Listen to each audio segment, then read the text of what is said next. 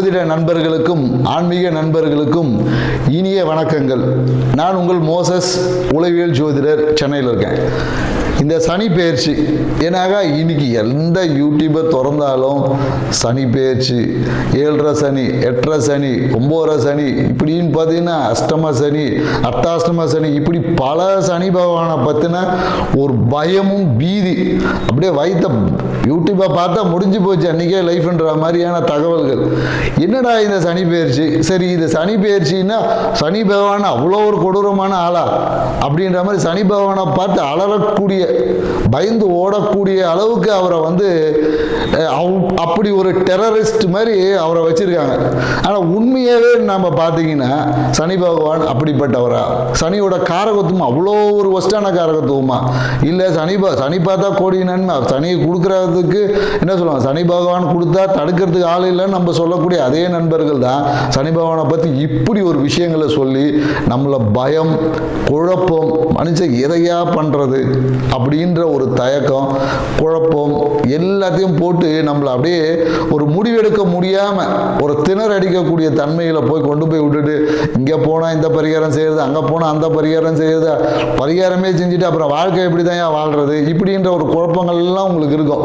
இதுக்கு எல்லாத்துக்கும் இந்த ஒரு காணொலியை முழுசா பாருங்க, மொத்தத்துக்கும் உங்களுக்கான விடை கிடைச்சிடும். ஸோ இந்த சனி பகவானா என்ன? முதல்ல சனி பகவானா ஒன்றும் இல்லைங்க.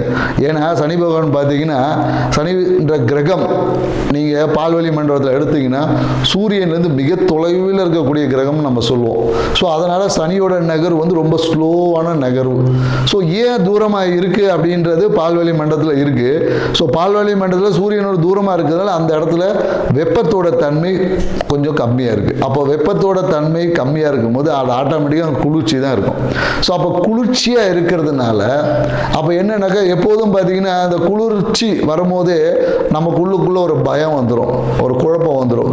ஏன்னா இதே வெப்பம் அதிகமாகும் போது நம்ம என்னன்னாக்கா இந்த பனிக்காலத்துலலாம் எடுத்து பார்த்தீங்கன்னா ஒரு சோம்பல், ஏன்னா இந்த மார்கழி மாதம்லாம் பார்த்தீங்கன்னு வச்சுக்கிங்களேன், மார்கழி மாதம், தை மாதம்லாம் பார்த்தீங்கன்னா ஒரு சோம்பல் இருக்கும். ஏன்னா அப்போ பனி, முன்பனி பின்பனி காலங்கள் இருக்குது. இந்த காலகட்டத்தில் பார்த்தீங்கன்னா உடம்பு சுறுசுறுப்பாக இருக்குது, ஒரு சோர்வாக இருக்குது. அதனால தான் பிரம்மமுகூர்த்தத்துல இருந்து காலையில் கோலம் போட சொல்லிலாம் நம்மளுடைய வழிபாட்டு முறைகள் நிறைய முறைகள் கொடுத்துருக்காங்க. ஸோ இதே தான் சனி பகவானோட தன்மை என்ன, குளிர்ச்சி, இவ்வளோதான். குளிர்ச்சினாவே அங்கே பயம், இருட்டு. ஸோ இவ்வளோதான் விஷயங்கள். ஏன்னா இந்த குளிர்ச்சி நம்ம உடம்புக்குள்ளே வந்துட்டாவே நம்மளுடைய விஷயங்கள் எல்லாமே பார்த்தீங்கன்னா பிரச்சனைக்குரியதாக மாறும். அதே குளிர்ச்சி தான் பல விஷயத்தை சரி பண்ணக்கூடியதாக இருக்குது.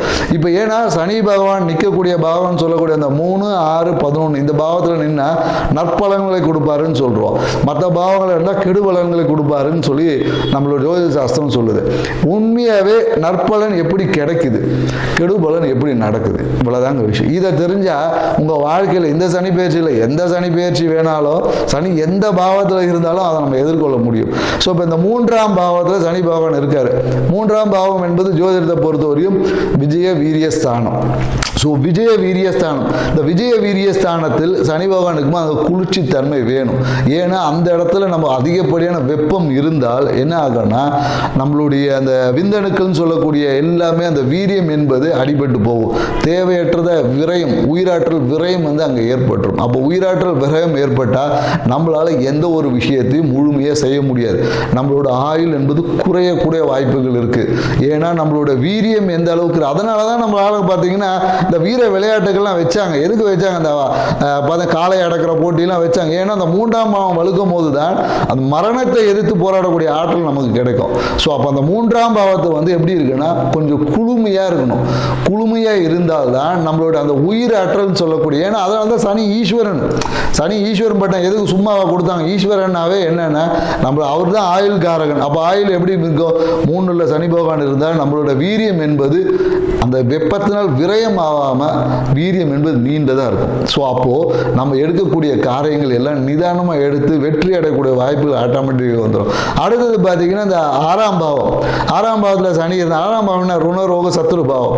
ஸோ இந்த பாவம் என்ன பண்ணும் அப்படின்னு பார்த்தீங்கன்னா வச்சுங்களேன், ஒரு மனுஷனுக்கு ஒரு வியாதி எதனால் வருது அப்படின்னு சொல்லி மருத்துவம் சொல்லுதுன்னா வெப்பத்தால் தான் வருது. அதாவது என்ன சொல்லுவாங்கன்னா மருத்துவத்தில் என்னடா இது ரொம்ப மருத்துவமாக பேசுகிறேன்னு சொல்லு. ஏன்னா இன்னைக்கு வாழ்வியலுக்கு இதெல்லாம் தேவை இருக்குது.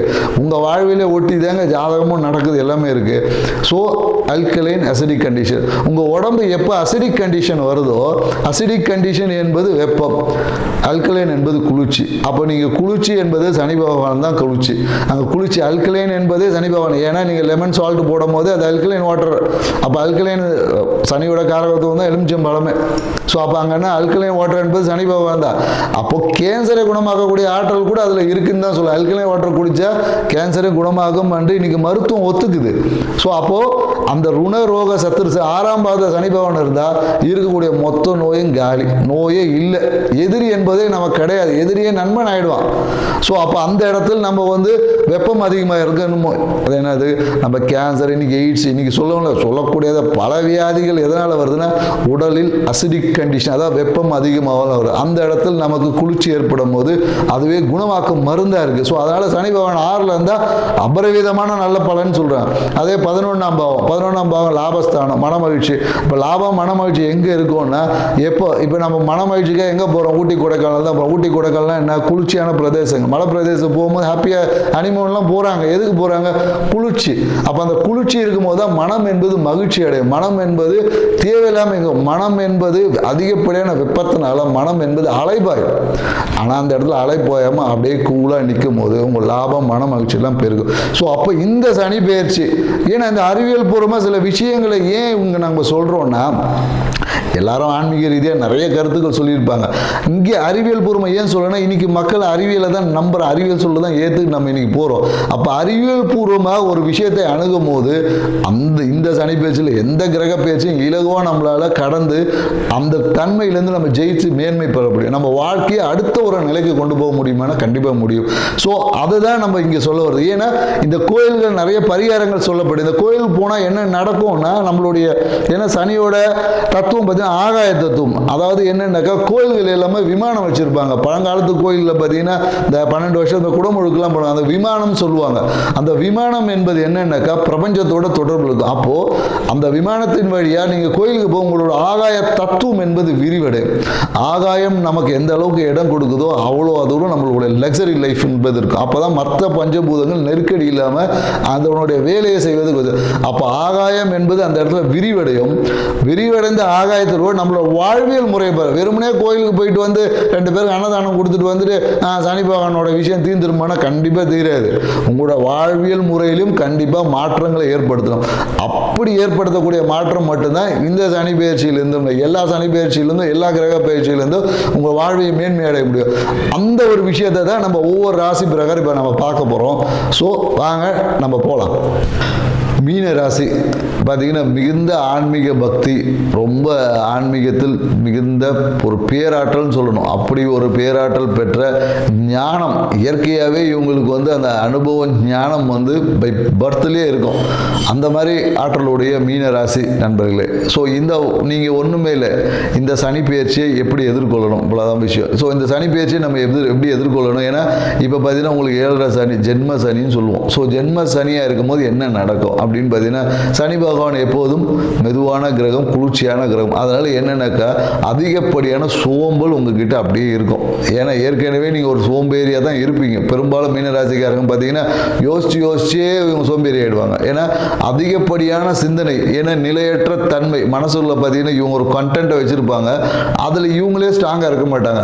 அது இன்னொருத்தவங்க சொல்லும் போது டக்குன்னு மாறிடுவாங்க. ஸோ இவங்க மனம் என்பது எப்போதும் ஒரு நிலையற்ற தன்மை, மனதில் பார்த்தீங்கன்னா 1000 விதமான எண்ணங்கள் ஓடிக்கொண்டே இருக்கு. இதனாலேயே இவங்க டயர்ட் ஆகிடுவாங்க.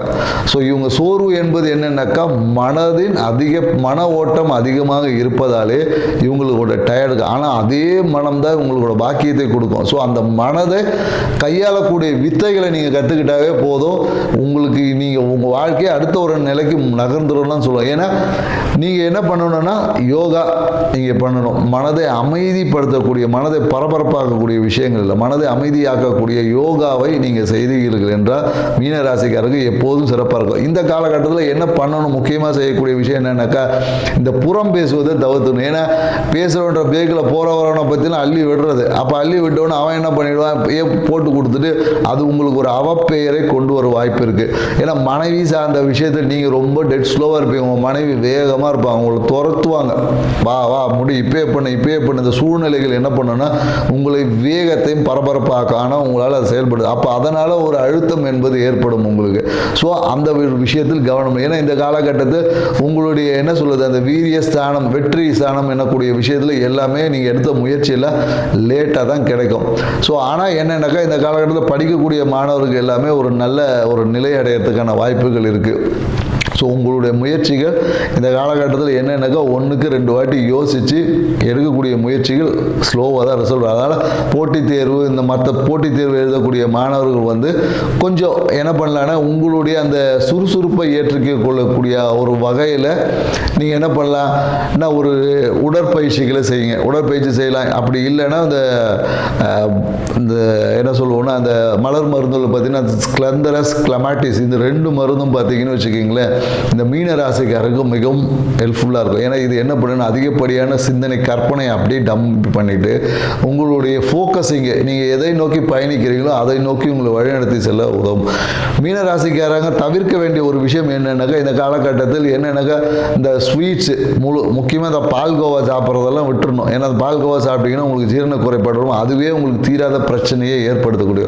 அதனால் குறிப்பாக இந்த பால்கோவா சாப்பிட்றது, இந்த வெள்ளி பாத்திரம், வெள்ளியில் செயின் போடுறது, இந்த மாதிரியான விஷயங்களை இந்த காலகட்டம் தவிர்த்துக்கணும்.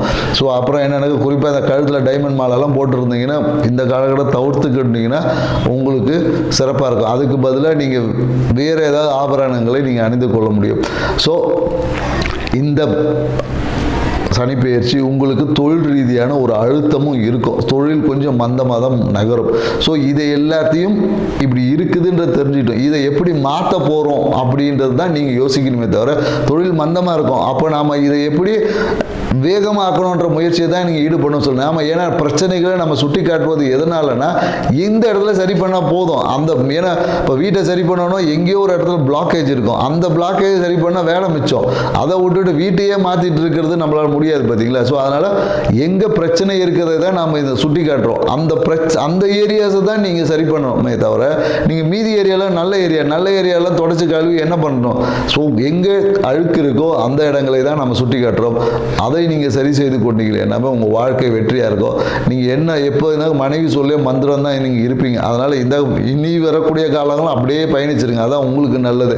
ஸோ தொழில் ரீதியான ஒரு சின்ன அழுத்தம் இருக்கும். குழந்தைகள் சார்ந்த விஷயத்தில் ஒரு மன மகிழ்ச்சி இருக்கும். குழந்தைகள் இந்த காலத்தில் மீனராசிக்காரங்க குழந்தை பேருக்காக காத்திருந்தாலும் கண்டிப்பாக குழந்தை பேர் என்பதற்கு காதல் திருமணம் இந்த காலத்தில் கைகூடும்.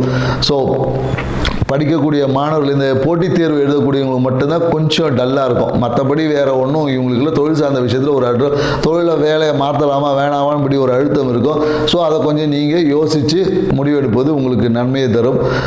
நீங்கள் என்ன பண்ணாமல் சரியாகும் அப்படின்னு பார்த்தீங்கன்னு வச்சுக்கோங்க, உங்களுடைய பூஜை அறையில் பார்த்தீங்கன்னா உங்கள் பூஜை அறையில் வெள்ளி பொருட்களை வைக்காமல் இருப்பது தான் உங்களுக்கு ஒரு பரிகாரம். வெள்ளியில் விளக்கேற்றுறது, வெள்ளியில் சார்ந்த விஷயங்கள் விளக்கேற்றுவது, வெள்ளி பொருட்களை இந்த காலகட்டத்தில் தவிர்த்துக்கொள்ளும். இந்த காலத்தில் எப்போதுமே நீங்கள் தவிர்த்துக்கொண்டா உங்களுக்கு நல்ல விஷயத்தை கொடுக்கும். நீங்கள் அதுக்கு பதிலாக என்ன பண்ணலாம் அப்படின்னு பார்த்தீங்கன்னா, நெய் விளக்கை ஏற்றுங்க.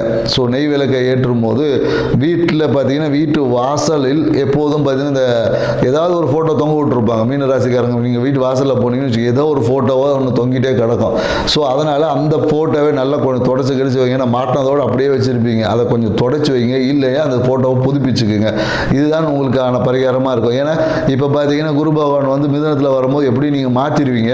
ஸோ இருந்தாலும் நம்ம அதை உங்களுக்கு சொல்கிறோம். ஸோ குரு பார்க்க கோடி நன்மை என்ற மாதிரி என்ன பண்ணலான்னா, நீங்கள் அந்த இடத்துல ஒரு நல்ல வாசலில் ஒரு நல்ல வாசனை திரவியங்களை பயன்படுத்துங்க. அது என்ன பண்ணுறோம், உங்களோட தொழிலை வந்து வளப்படுத்தி விடும். இல்லையா ஒன்றுமே இல்லையா வாசலில் ஒரு மஞ்சள் துணி கட்டுங்க, உங்கள் தொழில் எப்படி சிறப்பாக இருக்குன்னு மட்டும் பாருங்கள். நன்றி, வணக்கம்.